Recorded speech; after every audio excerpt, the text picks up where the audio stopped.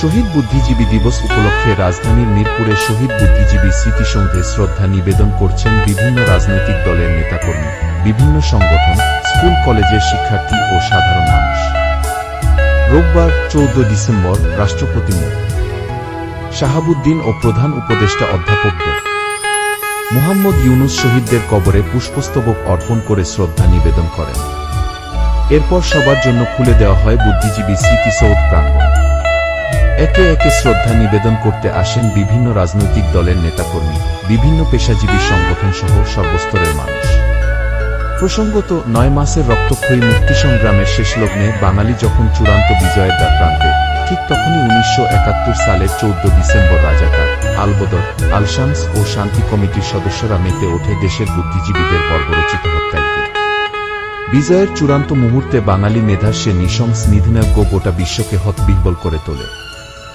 পাকিস্তানি হানাদার বাহিনীর আত্মসমর্পণের মাত্র দুদিন আগে 1971 সালের 14 ডিসেম্বর রাতের অন্ধকারে ঘাতকচক্র কেবল ঢাকা শহরেই প্রায় 150 বুদ্ধিজীবী ও বিভিন্ন পেশার কৃতী মানুষকে চোখ বেঁধে অপহরণ করে নিয়ে যায় অজ্ঞাত স্থানে। সান্ধ্য আইনের মধ্যে সেই রাতে তালিকা ধরে শিক্ষক, সাংবাদিক, চিকিৎসক, প্রকৌশলী, আইনজীবী, শিল্পী, সাহিত্যিক, সংস্কৃতিসেবী ও পদস্থ সরকারি বেসরকারি কর্মকর্তাদের ঘর থেকে টেনে হিচড়ে বের করে নিয়ে যাওয়া হয়। পরে হত্যা করে ফেলে রাখা হয় নিস্তব্ধ ভুতুড়ে অন্ধকারে। পরদিন সকালে ঢাকার মিরপুরের ডোবানালা ও রায়েরবাজার ইটখোলায় বিক্ষিপ্তভাবে পড়ে থাকতে দেখা যায় বুদ্ধিজীবীদের নিথর দেহ। কারো শরীর বুলেটবিদ্ধ, কারো বা অমানুষিক নির্যাতনে ক্ষতবিক্ষত।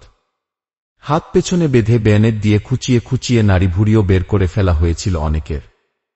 আর ঘুম থেকে জেগে ওঠা স্বাধীনতা ছুঁই ছুঁই উল্লসিত মানুষ স্বজন হারানোর সেই কালরাত্রির কথা জানতে পেরে শিউরে উঠেছিল। বাঙালি জাতির দীর্ঘ মুক্তিসংগ্রামে এসব বুদ্ধিজীবী স্বীয় মেধামনন ও লেখনীর মাধ্যমে স্বাধীনতার সংগঠকদের প্রেরণা জুগিয়েছেন, দেখিয়েছেন মুক্তির পথ, গোটা জাতিকেও উদ্দীপ্ত করেছেন অধিকার আদায়ের সংগ্রামে।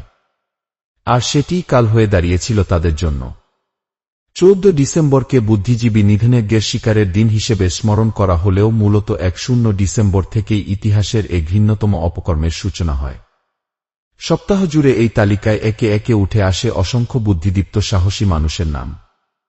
পরে কীর্তি এসব বুদ্ধিজীবীর তালিকায় তুলে দেওয়া হয়েছিল কুখ্যাত আলবদর ও আল-শামস বাহিনীর হাতে।